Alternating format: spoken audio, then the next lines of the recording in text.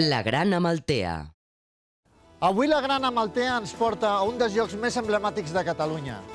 Aquí el volum et domina, els estimballs i les grans parets condicionen el teu equilibri. Però és la curiosa forma de les seves agulles el que converteix a Montserrat en un lloc màgic. Aquí comença la Gran Amaltea.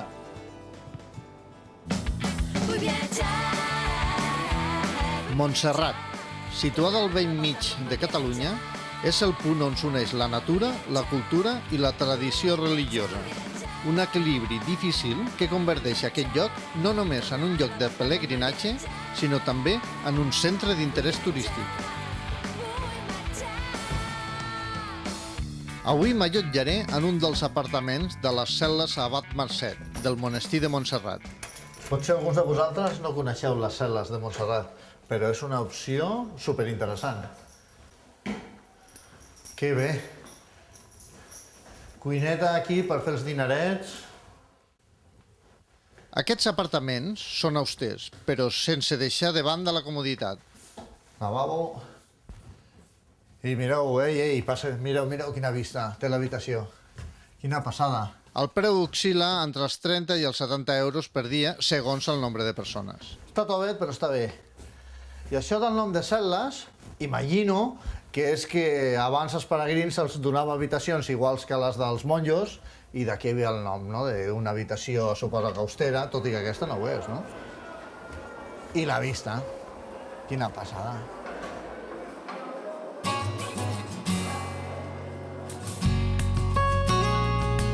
Ara me'n vaig a fer una petita excursió i de passada esbrinar què hi ha de ser de la història del gos guardagulles. Mireu, fa tants anys que veig l'aeri aquest del Llobregat pujar i baixar que per primera vegada l'agafaré, encara sigui només per això, per pujar i baixar. I a més em penso que n'hi ha molt bones vistes de la cova i el camí. A l'estat espanyol només existeixen 3 telefèrics més com el de Montserrat. Aquests, doncs, resulta el mitjà més ràpid per pujar o baixar del santuari. 7 euros, pujar i baixar. Durant el seu trajecte de poc més d'1 quilòmetre, podem contemplar la singularitat del paisatge que ens ofereix aquest parc natural. Veieu aquella construcció? És la cova on van trobar l'edifici que cobreix la Santa Cova on van trobar la Verge, no? De fet, diuen que el color moreno de la pell i de les mans és degut al fum dels ciris durant tants anys que es van anar posant allà.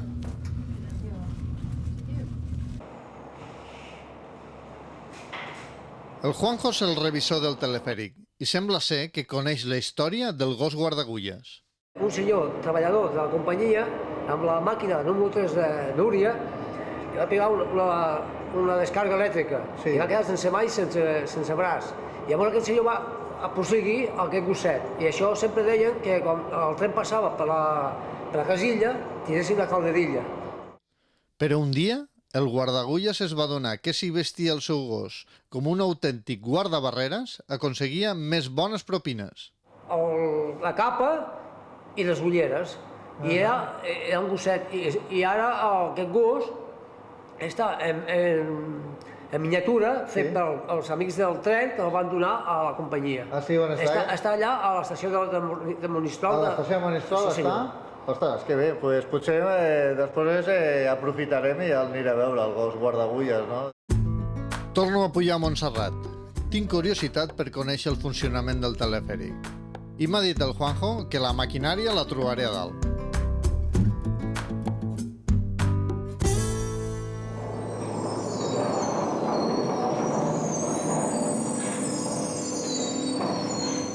El telefèric de Montserrat porta 70 anys en funcionament. Hi ha 3 motors, 2 elèctrics i un dièsel per a emergències. Aquests permeten superar un desnivell de 544 metres a una velocitat de 5 metres per segon. Quina passada, El senyor Joan s'encarrega de tota la maquinària del telefèric. D'aquestes, que sàpiga jo, només n'hi havia 3 al món, que n'hi havia una a Sud-àfrica, el que hi ha al port, el telefèric del port, i el nostre, que està fet pel Adolf Blecher, alemany, i aquest senyor va fer els 3 telefèrics iguals.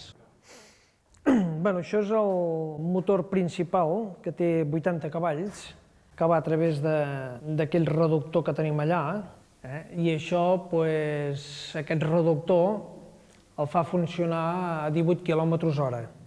O si no, si anés amb el motor directament, doncs correria molt.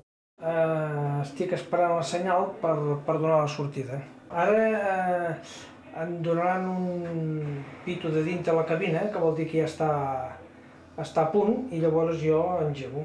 Engego aquí a través d'apretar aquest botó.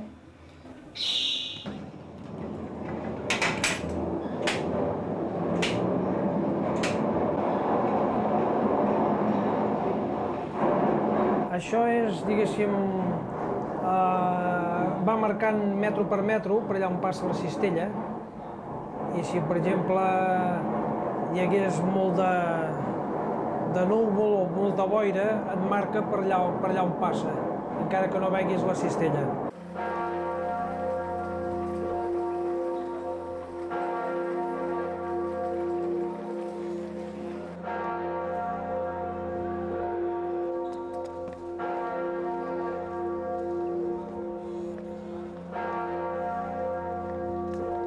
Bé, molts de vosaltres ja haureu identificat on estic, a la plaça de l'entrada de la Iglesia del Monestir de Montserrat.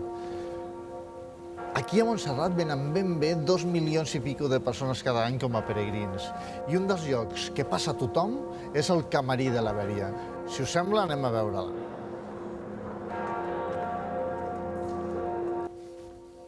Diu la llegenda que un dissabte al vespre de l'any 880 uns pastorets van veure baixar del cel una gran llum acompanyada d'una melodia. Això es va repetir durant els següents 5 dissabtes. Quan el bisbe de Manresa se'n assabentà, va decidir visitar la muntanya, on hi trobaren una cova que guardava la imatge de la Verge. Ningú la va poder moure i per això s'hi va construir una capella per venerar-la. 1000 anys després, el 1881, la Mare de Déu de Montserrat seria proclamada patrona de Catalunya pel papa Lleó XIII.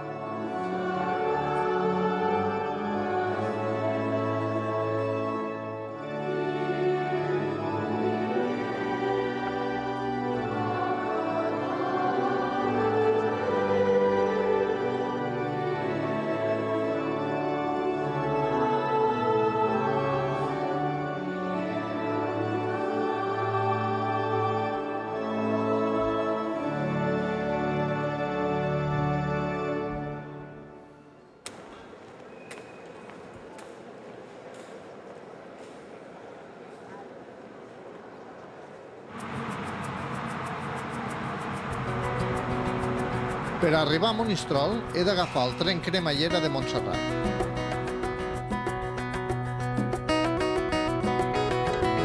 Els orígens d'aquest ferrocarril es remunten als darrers anys del segle XIX i sorgeix de la necessitat de millorar l'accés al santuari tant per als pelegrins com per als devots, que fins llavors només hi podien arribar a peu. El 6 d'octubre de 1892 s'inaugurava i aviat esdevingué el tren més popular de Catalunya.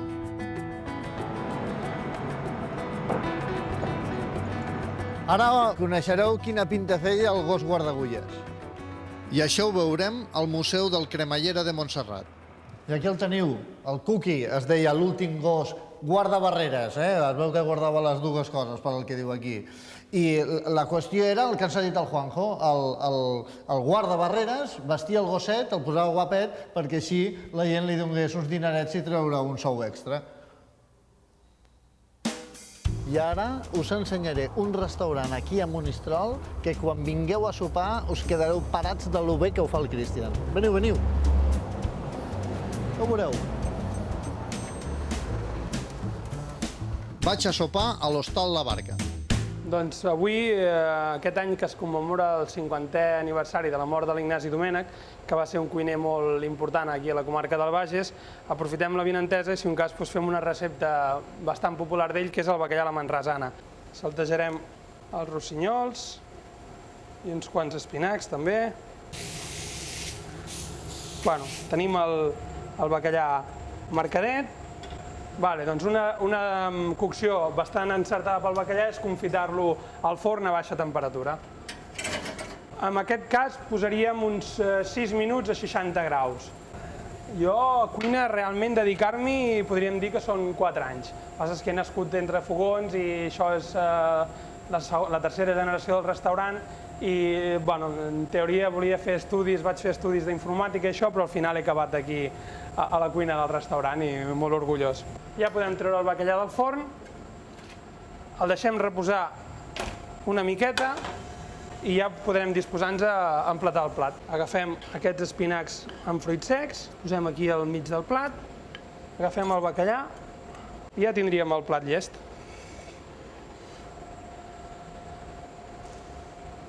Quan trobeu un cuiner que elabora d'aquesta manera, habitualment ell el que vol és que jugueu igual que ha jugat ell a la cuina, perquè a més en la lectura que ha fet ell, que és la cuina d'Ignasi Domènech, que feia era barrejar-ho, ell ho ha organitzat d'una altra manera per donar-li una cocció molt més contemporània i molt més divertida, per què no? Torno a l'estació del Cremallera per pujar a Montserrat.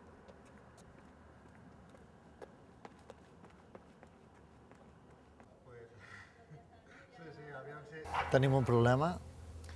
Fa un parell de minuts que ha marxat a l'últim Cremallera i vinc a la muntanya santa i aquí no hi ha mi Déu. Bueno, d'alguna manera solucionaré el pujar a dalt al monestir.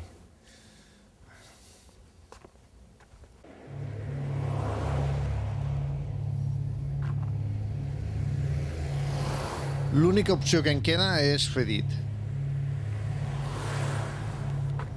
A aquestes hores no sé si algú pujarà a Montserrat. La veritat és que no li recomano a ningú. Ves a saber en qui et pots trobar.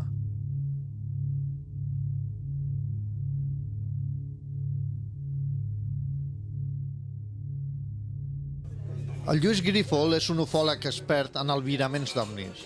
Ell m'ha recollit quan se n'anava a fer observacions a Montserrat.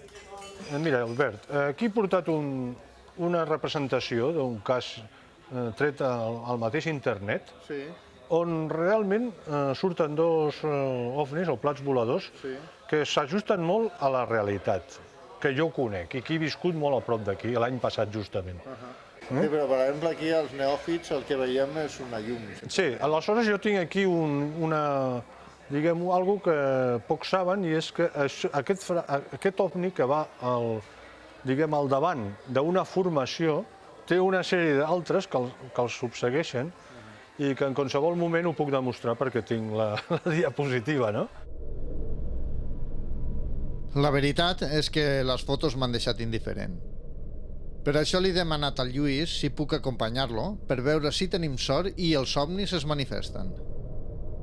I es manifesten a través d'un so o d'una llum? En molts casos de gent que se'ls ha trobat i que s'ha interpretat de diverses formes, coincideixen amb la trastocació del concepte del temps i que el diàleg és mental i amb el temps que tu els estàs formulant una pregunta ja pràcticament tens la resposta i es produeix a una velocitat enorme. És com si entressis a la seva dimensió. Ara, els últims missatges importants són que en aquests moments els que manen en aquest món ens estan tractant de ficar la por al cos per tots els medis possibles. Jo ara estic sobtat, no? Perquè em voldria creure't, però bé, clar. em dóna la impressió que ets un capellà que em vol convèncer que Déu existeix, no?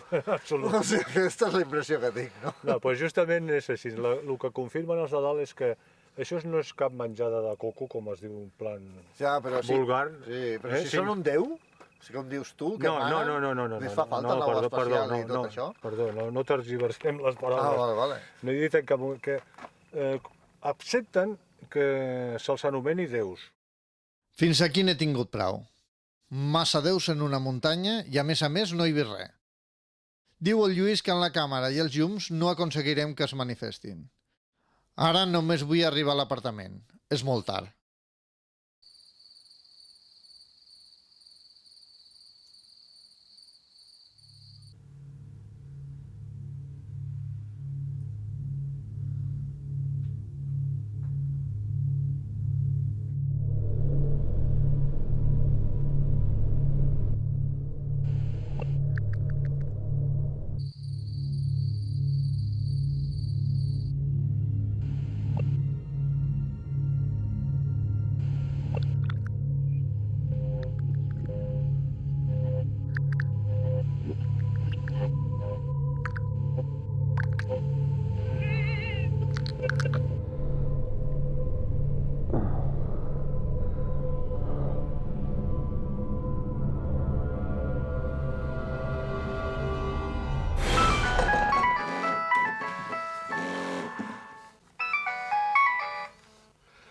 Sí. Hola, sí, bon dia. Que t'has alçat ja? Sí. Quina hora és ara? Les 6. Vale, doncs d'aquí 1h15 ja com vam quedar. Mira de ser puntual, eh? Vale, d'acord. Vinga, fins després. Adéu, adéu.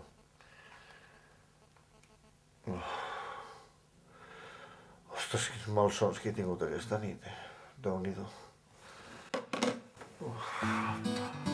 Ell era el Ramon, en el que he quedat aquest matí.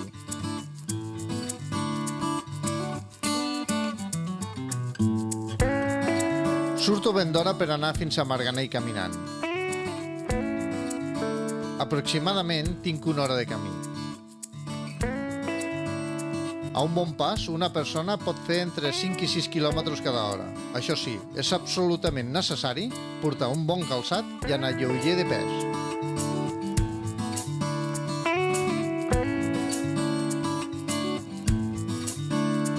Campullolet és una empresa familiar dedicada a l'elaboració artesanal de mató.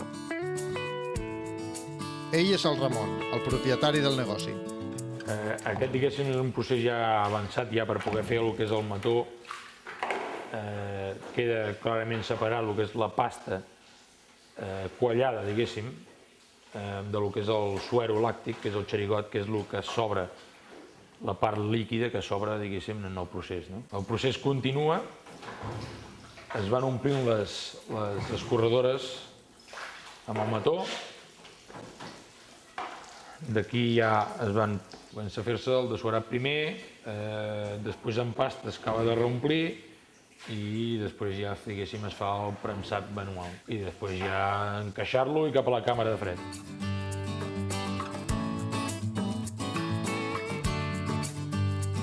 Doncs ara ja carreguem el mató i ens anem a fer la paradeta de la Montserrat i ens anem a vendre.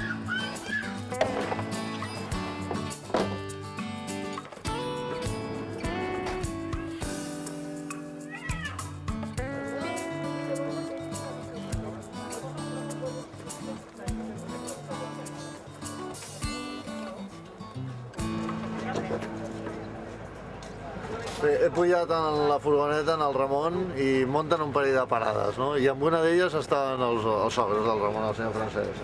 El mató és el que més demanen, no? Normalment sí, si és gent del país, el mató és el que més coneixen i el que més demanen. Ara, com que aquí entre setmana ve més estrangers quasi que del país, doncs llavors compren més formatge que mató. I des de quan s'hi dediquen vostès a fer mató? Bueno, mató de tota la vida, ja ho feien els avis. Vull dir que més de 100 anys ja ho feien. Però la canalla que puja... I els nens també ja pugen algun dia. Sí, però continuaran en el negoci de família? És una incògnita, sembla que els hi fa gràcia, però vull dir, si volen ja ho tenen engegat.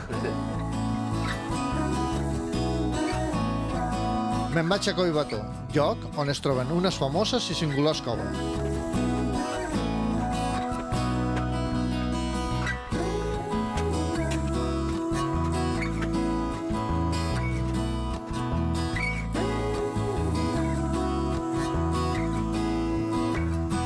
Estem a les coves de Collbató. Aquesta cova, que possiblement és una de les més grans de Catalunya, té un recorregut turístic d'uns 500 metres. Ja era habitada en el temps del Neolític. Posteriorment, els cibers grecs i romans van passar per aquí. Si us sembla bé, anem a veure-la.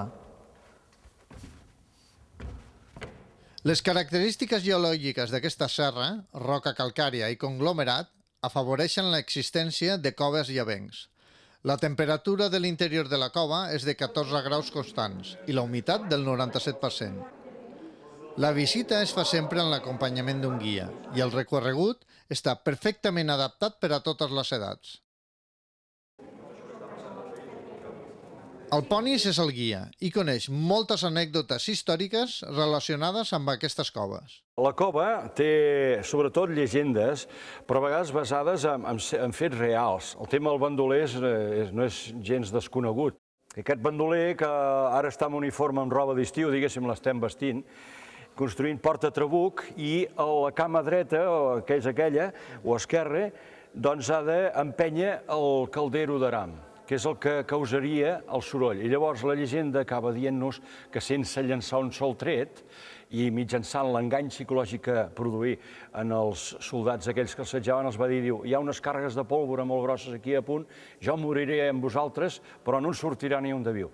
I llavors, al produir el primer estrall, no hi havia tanta llum com ara, doncs, evidentment, passava per un forat fosquenc, d'una torxa o dues, i a l'empènyer el caldero va al rodolar per aquestes pendents, produir uns sorolls tan estranys, que és allò que diem, que corren per França ara espantats ells i els seus descendents.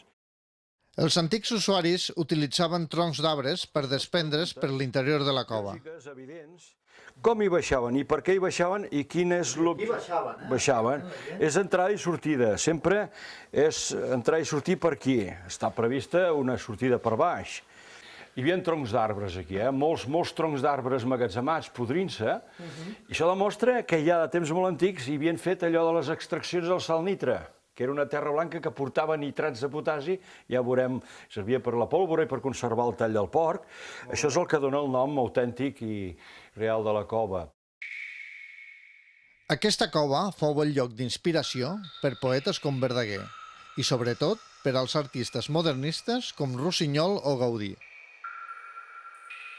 Fixeu-vos com les formes de la natura tenen una gran semblança amb l'obra de Gaudí.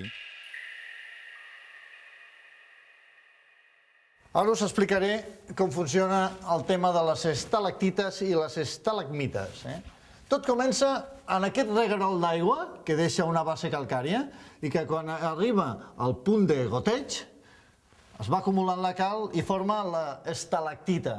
Recordeu sempre que la tita és la que penja i la mita és la que rep. Què passa aquí? Que a centímetre cada 100 anys això acaba convertint-se 800.000 anys després en aquest tros de roca que tenim aquí. 800.000 anys, poca broma.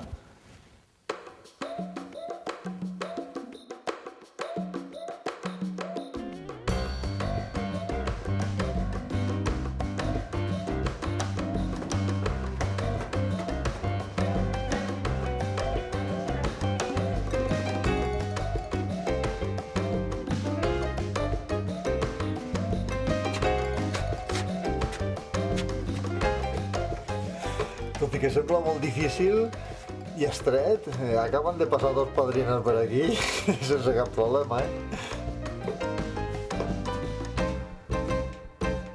Molt bé, molt instructiva i això es tindria que potenciar sobretot per conèixer tot el que són les coves de Catalunya. És molt més gran del que esperàvem i a més el guia sí que està tot molt ben explicat. Molt bé. Bueno, que s'assemblés molt a lo de Gaudí, que pensem que potser sí que està inspirat. Molt bé. Ara volíem anar a Montserrat pel camí, caminant, que posa que són 95 minuts, no sé quan trigarem, però a veure què tal. Ho aconseguireu? Ui, jo crec que sí. Esperem. Jo crec que no. A veure què tal. Montserrat és un lloc ideal per anar a passejar, a fer excursions en família, tot i que molts dels que visiten el monestir i no accedeixen a les agulles pensen que és inviable. De totes les agulles de Montserrat hi ha una que té un simbolisme especial i és aquesta que tinc aquí, el cavall Bernat. Vosaltres esteu veient la paret més accessible, la que dona a la vall de Santa Maria. L'altra banda dona els estimballs al costat de la paret de Diables, que té 300 metres d'alçada. Doncs bé, fixeu-se si era important aquesta agulla a Catalunya, que a l'any 1954, quan va ser escalada per primer cop, va ser retransmès en directe per la ràdio. Catalunya batega l'entorn de Montserrat. Misticisme i natura s'uneixen i es confonen. Montserrat no només representa el centre geogràfic del nostre país, sinó que des de fa més de 1.000 anys també n'és el cor tradicional i cultural. Acaba aquí aquesta trilogia còsmica, celestial i gastronòmica en una mica de gust de mel i mató. Hi ha moltes maneres de viure a Montserrat, però aquesta ha superat totes les expectatives que jo tenia. És per això que continuo la meva gran amaltea.